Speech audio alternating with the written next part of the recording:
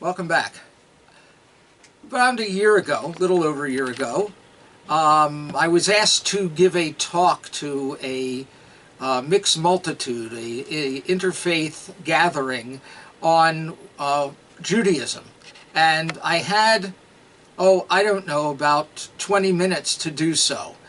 So my approach was to do a day in the life of a Jew, where there was no holiday, it wasn't Shabbat, there was nothing special going on, just a regular weekday. And what it means to behave and to observe Judaism in that time. When I was done, and again, remember this was a group consisting mostly of Christians, non-Jews, some Muslims, and some Jews, the first question that came at me was, well, what do Jews believe about life after death? And I said, we invented the concept. That was my response. It was meant to be a glib, funny answer. And they looked at me astonished. And I said, let me explain.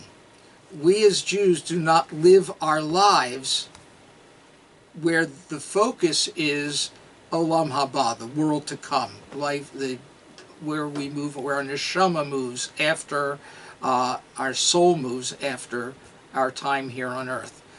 We live our lives in the day, observing the mitzvot that were given to us at Sinai, and therefore our focus is that.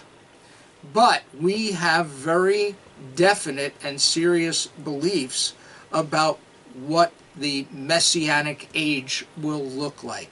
We have definite ideas about who is the Messiah, capital M, and we have definite ideas about what life will look like, how we will know that that time has come. So in today's message, I'd like to share with you what the Jewish view, what the prophets have to say about the Messianic Age, and again, this will be a brief overview. This is a topic that requires some very deep, intensive, and extensive study. I want to give you again here an overview. So, how do we know that the Messianic Age has arrived?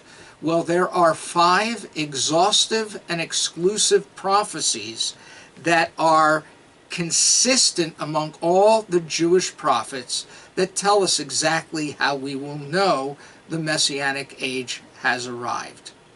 First and foremost, peace on earth. There will be no more wars anywhere in the world. Secondly, universal knowledge of God. And again, we have a verse that we recite every day, 3 times a day. It's the last verse of the Aleinu. V'ne'emar v'haya Hashem l'melech al kol ha'aretz bayom ha'hu Hashem echad u'shmo echad. And on that day, everyone will know that there's a God, there is none else, His name is one, He is one. It's very clear, the prophet Zechariah tells us this. Okay, that's the quote that we say when we're we're already packing our talis and putting our keys, getting our keys out, ready to go. No, so the idea is that everyone will know that there is one God. Okay. Third, ingathering of the exiles. All the Jews, every Jew, will move to the land of Israel. Ingathering of the exiles.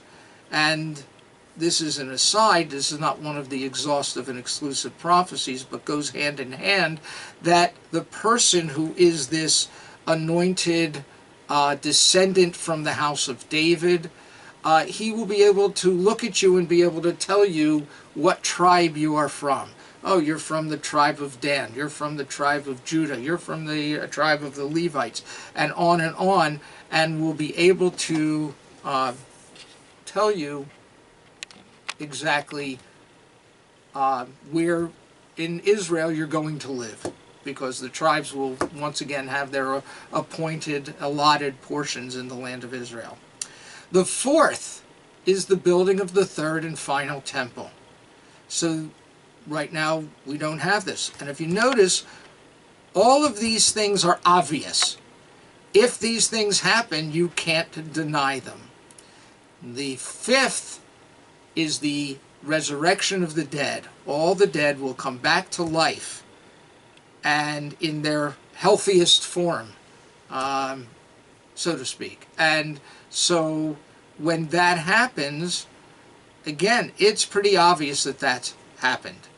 So for those who are looking at the differences, and I actually said this at this interfaith gathering, I said one of the reasons that Jesus, according to Jews, cannot be the Messiah is that the exact opposite of these five things happened after his time on earth.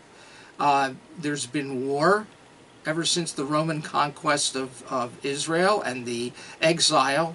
There's been war everywhere in the world. There has not a universal knowledge of God. Even today, there are still some peoples in maybe the deepest, darkest parts of Africa who do not know about one God and are still worshiping idols, or animals, cockroaches, totem poles, whatever. Not only has there been not an ingathering of the exiles, but the Jewish people were exiled from Israel. And again, even today, the majority of Jewish people live outside the land of Israel. The fourth, not only was there no temple, the temple wasn't built, but the temple was destroyed.